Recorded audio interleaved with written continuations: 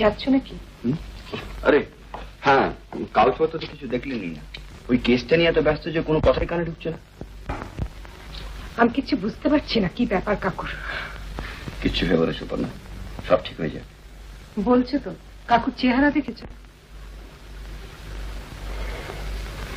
রাত্রে খাবেন কি জানো? দেখি কে বলে দেখি। দেখো চেষ্টা করে, আজ অনেক রাত হয়ে গেল।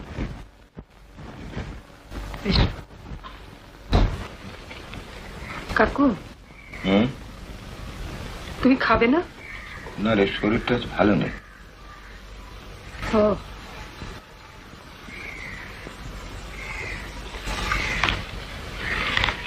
কি রাগ হয়ে গেল বুঝি?